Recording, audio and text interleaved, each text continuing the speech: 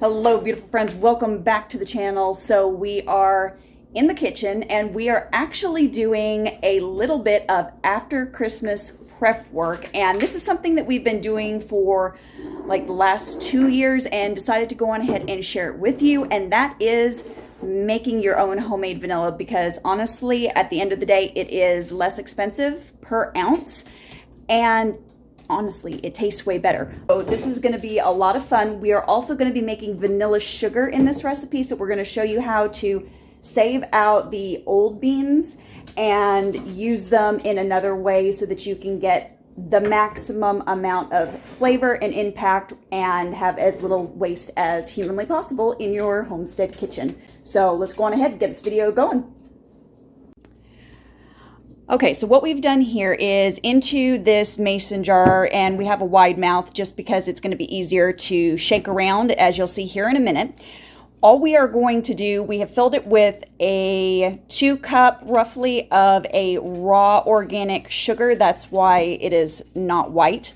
It is actually still retaining some of the natural molasses that is in the cane sugar.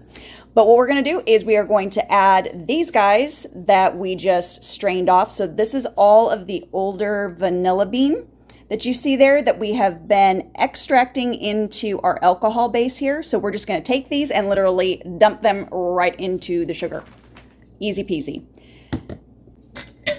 All we do is put the lid on and shake it up. Now you're going to need to do this a couple times a day, at least once a day, to help it distribute and get the flavor all the way throughout it.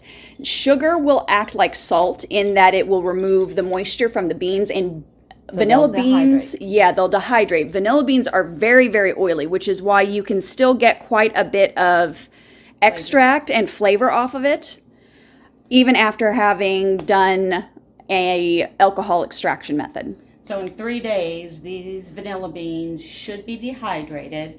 And what we'll do is we'll sift them out and we will powder them in a spice coffee grinder and then put them back into the sugar. Okay, so we are going to go on ahead and we are going to show you, well, primarily Mom's going to show you, I'm playing the part of cameraman. Mom's going to show you what we are doing to do a double fold of this beautiful Madagascar vanilla that we have here into kind of like our mother jar, I guess you could say. This is a jar that we've had for a year, 2 years? A year. A year. Okay, so it's a year-old jar and we are basically refreshing it. She's going to kind of walk you through that process here real quickly. So let's go on ahead and get you turned around here, okay? So what I'm doing is I took what was left of my vanilla from last year and put it in a larger jar, and I have topped it off. So I have roughly 16 ounces of alcohol. This jar is Maker's Mark, and I diluted it down to 70 proof. It came as a 90 proof. The higher proofs can burn the delicate vanilla beans, so 70 to 80 proof is the preferred. FDA says you have to have 1 ounce measured weight of vanilla beans to 8 ounces. I have 16 ounces of liquor in here, so I'm going to weigh out 2 ounces of beans on our scale. Do not believe any recipes out there that say put 6 beans in to a jar and fill it up. You need 1 ounce per 8 ounces of liquid. I have exactly 2 ounces of beans here. This will make a double fold.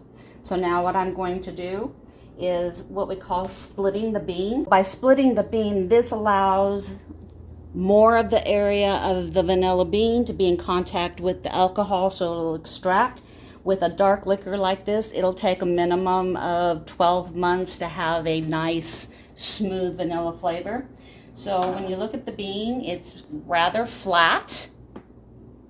So you're going to put the flat side down, and with a knife, some people I've even heard use clean, brand new sewing seam rippers to do this. I just use a knife, and I'm just going to slice down the middle of this bean, just like that. And I pull it open a little. The other thing you have to be very, very aware of is the beans have to be completely submerged in the alcohol. So not only am I going to split these, I'm actually going to cut them in 3 pieces to make sure all the beans are in the alcohol. Otherwise they can mold, and then you have to toss out some rather expensive beans in your alcohol and start all over. I don't want to start over. So I'm going to just roughly cut these in 3 pieces. Stick them in the jar, and I'm going to do that with all 2 ounces of these beans. Your hands will smell lovely. We've got all of our beans split, opened, and cut, and submerged in our liquid. We're going to put the lid on. If you've got just a nice place on your counter that's kind of out of your way, but visible, so you can shake it 2 or 3 times a day for the next month. After that, once a week, give it a good shake. You could put it in your cabinet and just once a month shake it. But by Christmas, you'll have lovely vanilla to cook with. Okay, so on to the next thing that we are going to do, which is going to be showing you how to make vanilla from scratch. So we just did the refreshing of the vanilla that we had already been extracting, and now we're going to show you from ground zero what creating your own extract is going to look like. Going to be using a couple new beans that we haven't tried, because all the vanilla beans do taste different. It's like any other fruit. You can have a red apple taste different than a Granny Smith apple that tastes different than a Fuji apple. Well, the same is true with vanilla beans, and wherever they're grown, they're going to have a different flavor. So I'm choosing to use a vodka, because vodka doesn't impart flavor into the vanilla. So again, FDA requirements are 1 ounce measured beans to 8 ounces of liquor. I am going to be doing what they call a double fold, which means I'm going to be putting 2 ounces in the 8 ounces, which will give us a stronger vanilla flavor. Nice pretty beans. And I need a measured 2 ounces. So I have just a little over 1 ounce in that package. Sometimes you'll get just a smidge more to make sure you get at least 1 ounce in each package.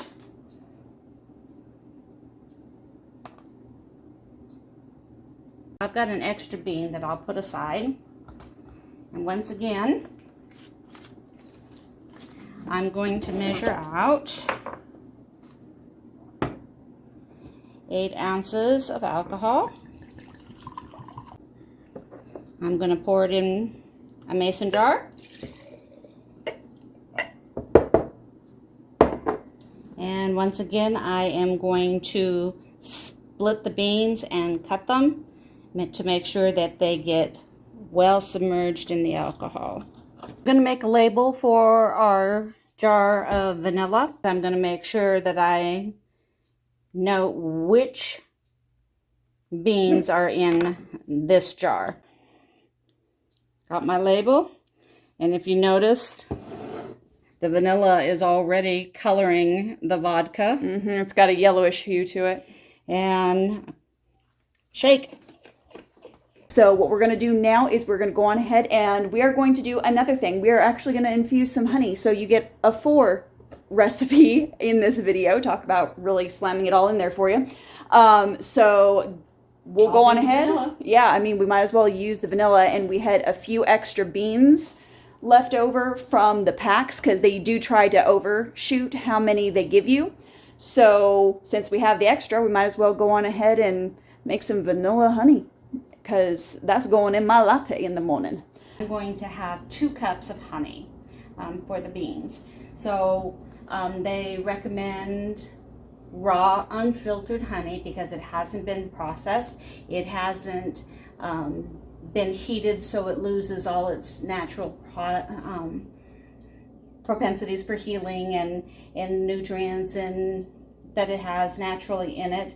And it actually allows the vanillin to extract better than if you just got honey off your store shelf. I'm going to pour off just 8 ounces first. And luckily for me, this ball mason jar has measurements on it. So my 8 ounces is there. And I'm just going to pour some of that in there first. So to make honey, this time I'm not just going to split the bean. I'm going to split the bean and then I'm going to scrape out the caviar. So let me use this bigger bean here so we can see. As I split, and when I open this up, but these seeds are wrapped in goopy, sticky goo. And so all of that is called caviar. So it's the seed and the goo. So you see all that nice, pretty black. I'm going to scrape that off into my jar. For the sugar and for the vanilla, it just allows more exposure of the bean pod to the honey. And there's actually quite a bit of flavor in the bean pod itself, right? Yes, from all the oil. That's where all the oils. That's where your vanillin is in there, in your bean pod. And then I'm going to top this off with some more honey. Since we can technically use 16 ounces, I just need top it off. And you see how thick the honey is. So it's going to take a little longer for things to mix. See how the caviar wants to stick, so this is going to be, and it's starting to disperse. You can see it, that blob getting smaller.